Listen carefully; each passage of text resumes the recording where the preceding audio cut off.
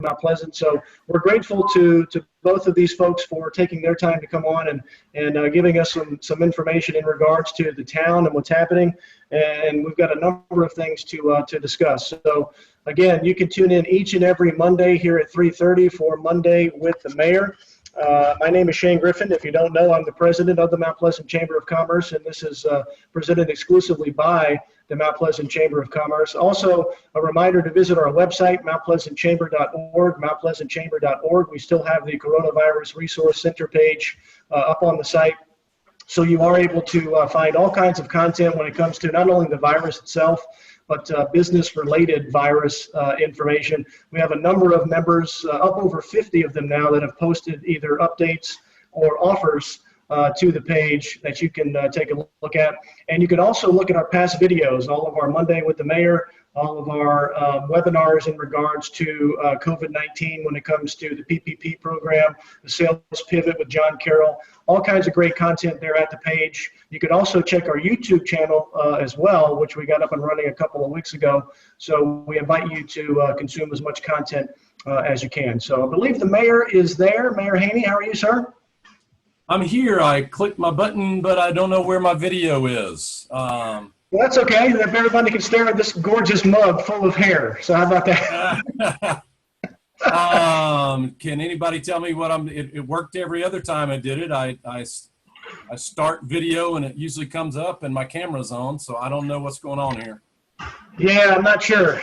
Not sure about that. So apologies. It may just be, some technical difficulties that we encounter once in a while when we're dealing with, with technology. So, but again, Mr. Mayor, I thank you very much for your time.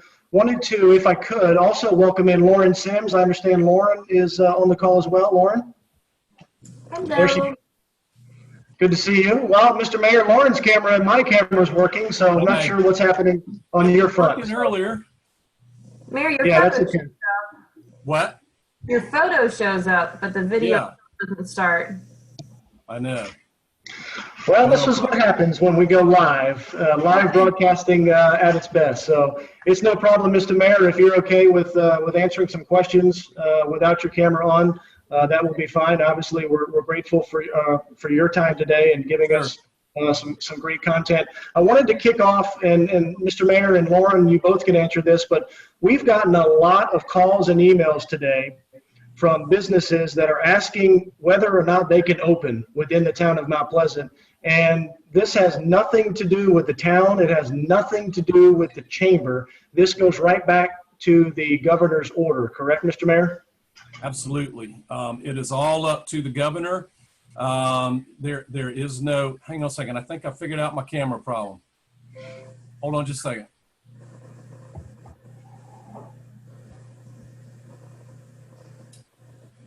It is all up to the governor. And, there he is. All right. Ladies and gentlemen, our mayor, Mr. Will Haney. Good to see you, sir. Add that to my list of qualifications.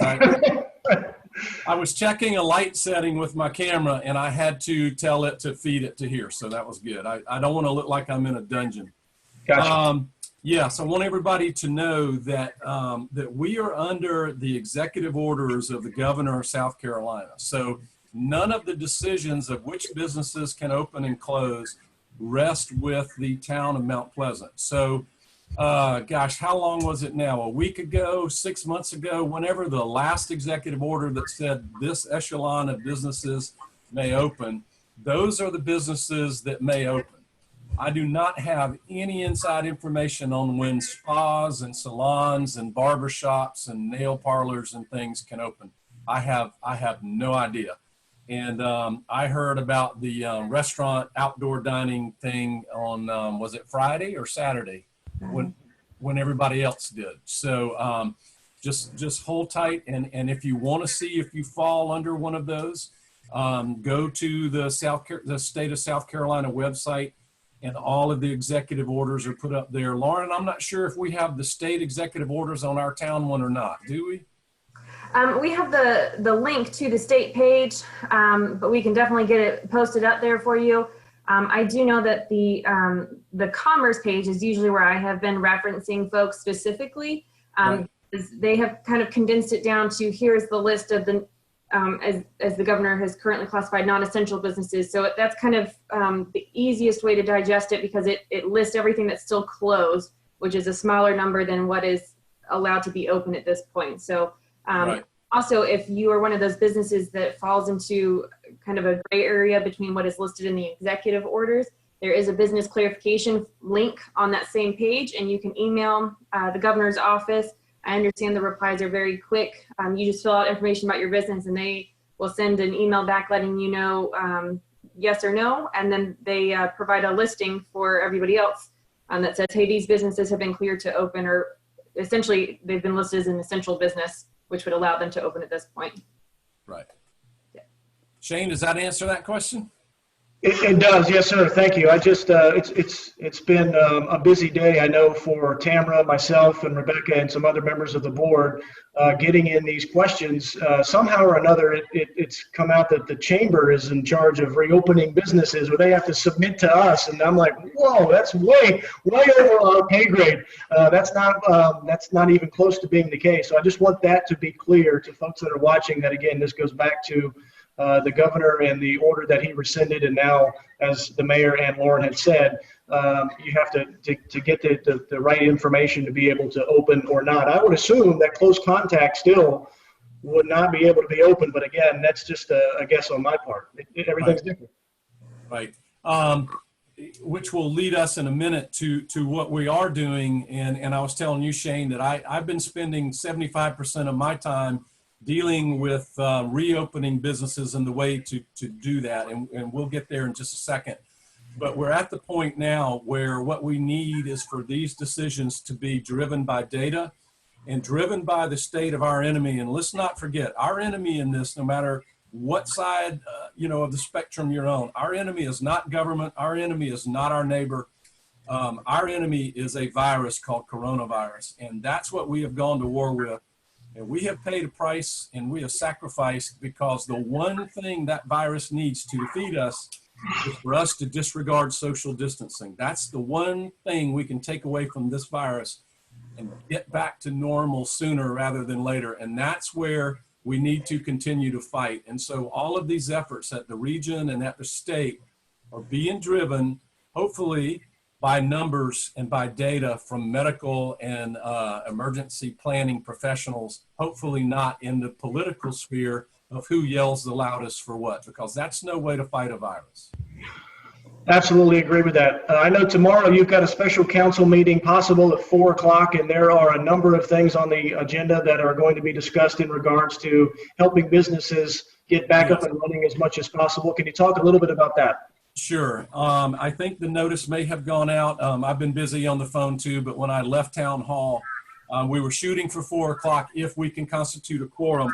But the main reason was that our Economic Development Committee met today and wants council to do an ordinance that helps local businesses now that restaurants can do outdoor dining, to let, and I wasn't in on the committee, but in a broad sense, to let parking lots and sidewalks be used so that you can expand your outdoor dining, or if you're in retail, expand some possible retail operations. Anything that helps our businesses in a safe way and in a very COVID-19 minded way.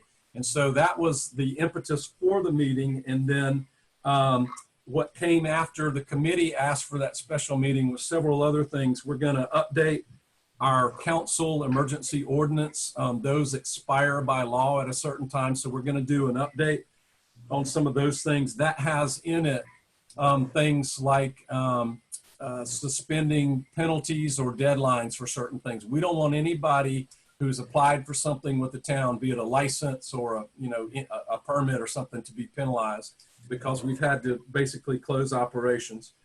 We're also going to look, now that outdoor dining is okay at restaurants, we're going to try to have our parks policy line up with the governor's policy about dining and everything. So we're going to look at those as it would affect the use of our parks.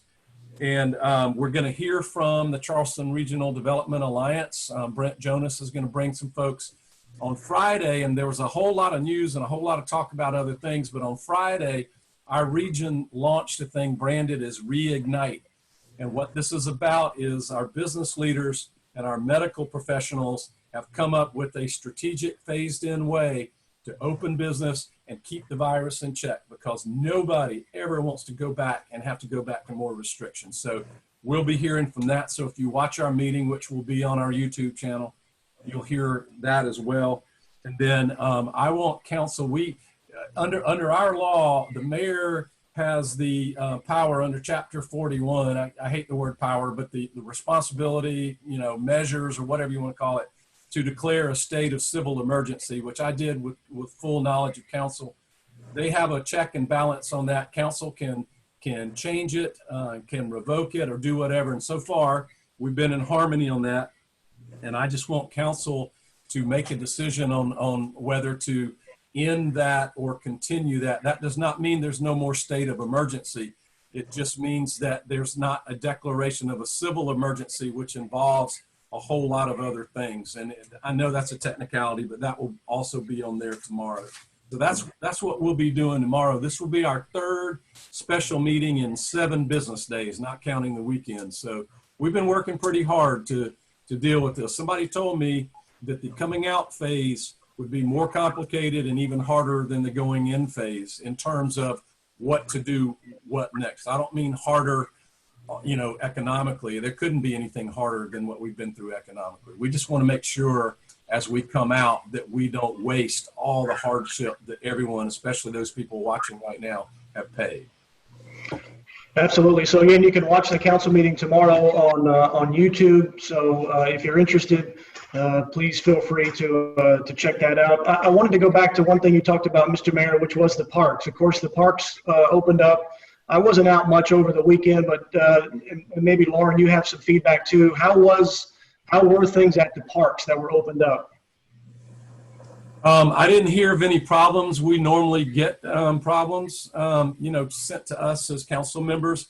But one of the things I want to stress, and we've been doing this all along, if you know Mount Pleasant and you know our police department under Chief Ritchie, we don't go out and write tickets and get people in trouble. We're a very community-oriented, collaborative type public safety department. So there is no record of tickets or warnings or this or that. That doesn't mean that our police didn't see 7 or 8 people, which again is by order of the governor's executive order. Doesn't mean they didn't say, hey, if that's not all of the same household, keep social distancing in mind. But so far as trouble or violations or tickets, I don't think there was anything like that. Lauren, I don't know if you've heard anything different. I didn't hear of anything. Okay. Well, of course, as you said before too, Mayor, the citizens of Mount Pleasant have done everything that they're supposed to do in regards to protecting themselves and their families. So even though the parks did open up and people were able to go out, it was not a license to do whatever they wanted. And I know, and I feel confident that the Mount Pleasant residents kept that in mind, want to be safe. There's multiple studies out that show, and you and I spoke about this earlier today, that, folks are still worried and may not want to go out to places where there are large crowds. So that also has to be kept in mind. And just because you can doesn't mean you should. Right. Brent Jonas was telling me today that the One Region, this Reignite program, which I'm really happy to be working on, had some polling done in the Tri-County area, and 70% of the people polled still are very concerned about social distancing, concerned about the virus. That's not fear. That's a healthy respect for what we need to do, again, to whip the butt of this virus that has dominated our lives now since the middle of March. And I frankly am ready, to put the nail in this virus's coffin, not my fellow citizens' coffin, and just kick it to the curb. And I was with both of our major hospitals last week, one for the jet flyover and one for our police and fire parade. And they told me that our measures in the town of Mount Pleasant worked. That's how we flattened the curve. That's why you did not see people getting turned away from our hospitals. And that's not me and government. That's because the people of Mount Pleasant said, we get it. We need to take this seriously. And we flattened that curve because, remember, we were one of the earliest hot spots in the state of South Carolina. And that really got our attention. But the people of Mount Pleasant did the right thing. And we just want to make sure that as we come out of this, that we do the right things and keep it where it is. Now, from a business standpoint, in regards to the stimulus, it seems like obviously the second round of funding, and Lauren and I spoke about this a little bit last week. Of course, that second round of funding has come through. Lauren, are you getting a lot of questions at the office in regards to businesses applying for that second round of PPP? Because I know we've gotten some folks that have come to us, and we've actually been directing them to a number of our member local community banks, and they have been able to assist. What are you hearing, Lauren, at the town?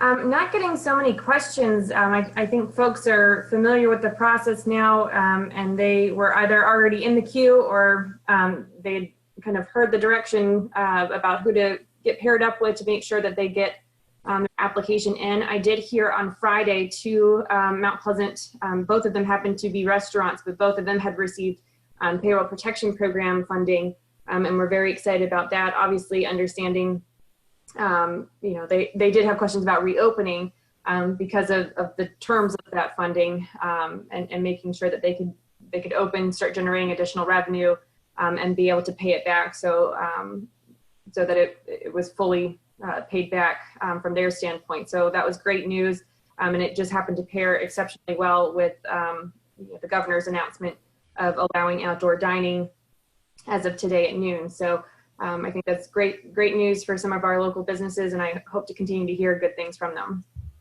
I actually was out a little bit today, and it was good to see folks out and about and dining safely outside. So hopefully that's the first step of many steps as we get back to what we will be calling our new normal. Mr. Mayor, that's pretty much all I have. Before I get to Rebecca and the questions that were submitted, is there anything else that you would like to communicate to our members today, sir? Sure. Last Thursday, there was a Facebook Live broadcast that was hosted by Stephanie Few, who lives in Mount Pleasant and is on our economic advisory panel and development panel. And she had Senators Graham and Scott on there. And I thought a little bit of what they said was very interesting. One is that Senator Graham said that phase 4 of the CARES Act, the Paycheck Protection Plan, all of that is around the corner. And part of that will work on rural broadband access for the state of South Carolina. So if you're a business person in the state of South Carolina, you might have an emerging market there right here in our own backyard where populations are underserved by broadband access. They mentioned that the package, the previous $2.3 trillion package, was put together in 5 days. Up in Washington in 5 days.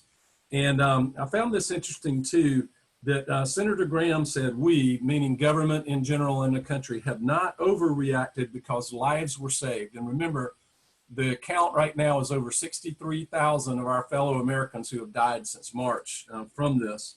And then Senator Scott said social distancing is a must. Now the whole context of this conversation was getting business reopened, getting back in to some sense of normalcy and all that. So we have not overreacted, and everything we're doing is with some focus and purpose. And so this Reignite initiative, and with the guidance of the medical university, there are 3 things. One is strategic reentry, which we all see. The governor didn't just open restaurants. We're starting with outdoor dining. That's a strategic way to do it. The other is to be business smart, for businesses to realize that you have to sort of risk stratify.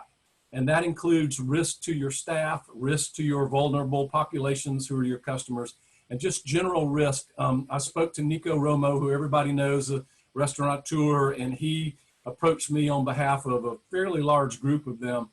And they are very careful because they do not want any liability coming back on them, as nobody does. And that's sort of a big question mark coming out of this is, are there going to be lawsuits against, with all the contact tracing, is there going to be a lawsuit against a place of business because someone traces back to possibly being infected there? We certainly hope not. But that's why these steps, and number 3, the strategic step, is to monitor and respond and adjust to modify risk. So as this Reignite gets launched and comes out, you're going to hear monitor, respond, monitor, and respond. That's the way we do this. And I think it's a good caveat for business that these are not burdensome, these are not undoable, but I think if we've checked the boxes and we've done the things that it's a lot harder for someone to point a finger at us when we say, I did exactly what the experts said I needed to do. And that's what we're trying to do. And the sooner we do that, the sooner we get back to some sense of what our new normal will be. I think social distancing will be around at least until June, but I don't think the restrictions that we see now will be around that long. I think we've probably lost the handshake as part of all this too. I would not be shocked if we never shook hands again. It would be a fist bump or an elbow bump or just a wave, or maybe like the Japanese, they bow. Who knows? But I think possibly handshaking might become something a bit of the past. Obviously, as we get further away from this situation, it may come back. But who's to know? Mr. Mayor, I'm still waiting on my Mount Pleasant Chamber of Commerce logo mask. That's what I'm waiting. Consider that. I'll get Tamara on that right away. We'll see what we can do. Awesome. Yeah, let's see what we can do to make that happen. Again, we thank you very much, Mr. Mayor, for your time today. Lauren, we thank you for your time. I want to throw it back to Rebecca. I understand, Rebecca, we do have a couple of questions. Again, for those that are watching, if you have questions for the mayor each and every Monday, you can submit those to Rebecca no later than 1:30 on Monday. So, Rebecca?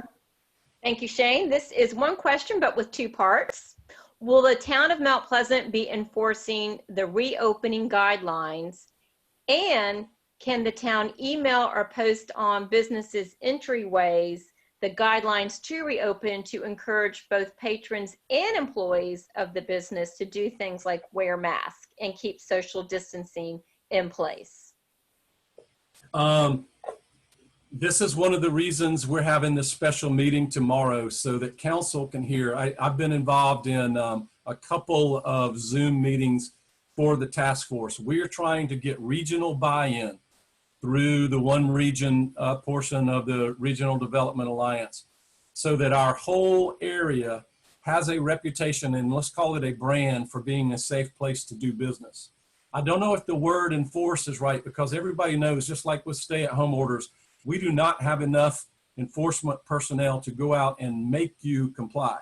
But we certainly have people like Lauren, our code enforcement officers, and even police. Like, it was our police who were working with the big box stores early on about, the social distancing, the one-way aisles, the marks where people could stand and social distance. And that gave people a sense that it's safe to go in and it's safe to wear a mask and those type things. So I will be trying to get council tomorrow afternoon, to make sure that we are buying into this regional thing. And remember, probably more people who live in Mount Pleasant work outside of the town than live in Mount Pleasant and work inside of the town. And so this safety and this keeping this infection level down works both ways. If you're going to your work in North Charleston or Charleston and safety measures aren't taken there, and you come back with the virus, that's not good either. So we will be working towards that. Uniform compliance is what we want. And part of that, again, is the branding. And I'll use airlines for as an example. Think about any airline that has ever been found unsafe that ever stayed in business very long. You don't book with it. They go away. They're gone. So as we come out of this, if businesses will be compliant and show that they are, taking their staff and their customers' health seriously, I think that's some of the best advertising you can possibly do. And what was the second part of that question? It was not only sounds like the town's going to talk about enforcement's the wrong word, but how to encourage businesses to adhere to the guidelines. But also, can the town work with the businesses to post the requirements, entryways, tables, remind the businesses, email them what the guidelines are to encourage patrons and employees to adhere to them, wear masks, keep social distancing? Sounds like it's a communication question. Right. And first of all, Lauren's department has done some of that already. And putting it out there, we've got that list, and it came from the medical university. And second of all, as these things evolve, like, I'm not real clear on every detail of what the governor's order said about outdoor dining. I know there's some provisions in there. I'm not sure how big the groups are that can sit together and all that. But these are the things, you can go to the executive order and read that if you're interested. But Lauren's department would be doing that, so I'll defer to Lauren on that. Thank you, Mayor. Yes, so we do have the guidelines posted to our website. And then obviously we've been getting lots of questions about them today, so we are preparing an email blast to send out to everyone. But the mayor is absolutely right. You know, kind of that social apprehension, the enforcement mechanism is going to come from the business patrons themselves. Folks want to shop somewhere where they feel safe, and employees want to come to work somewhere where they feel safe. You know, today we saw in Coleman there was a business advertising that masks were required to be worn to even enter the place of business. And that screams to anybody interested in patronizing that business that, hey, they're taking your safety very seriously. And so the likelihood that someone's going to be walking through that door to actually shop in person increases, because people are just going to feel safer just having that requirement posted. So one of the things that we did to help businesses with this is we created a free printout. It's available on our website under our business portal. And it's a free printout with a checklist of all of the main safety precautions that are recommended by DHEC and the CDC. And so you can go in there and check everything off that you are doing to keep both your employees and your business patrons safe. And then we've got some blanks for you to fill in additional measures that you are taking above and beyond. And then you can post it in your storefront. So folks see when they walk up to your business, they can see first and foremost what you're doing. Employees know when they walk through the door, these are the measures that are being taken. And I do just want to clarify a little bit about the guidelines, because there are several kind of sets of guidelines. You know, DHEC published a reopening set of guidelines for general businesses. What the governor referenced in his latest executive order is guidelines that are specific to the hospitality industry, and that was put together by the South Carolina Restaurant and Lodging Association. And that was what was referenced by the governor's executive order, though he does say follow reopening guidelines such as the ones that were provided by the South Carolina Restaurant and Lodging Association. They're all pretty much the same. It's just some of them are industry specific, obviously, like the restaurant ones. But just want to make sure that clarification is out there for folks in case you're a non-hospitality business and you pick up the one from the Restaurant and Lodging Association, you see that half of them don't apply to you. That's the reason why we would defer you to the DHEC reopening guidelines.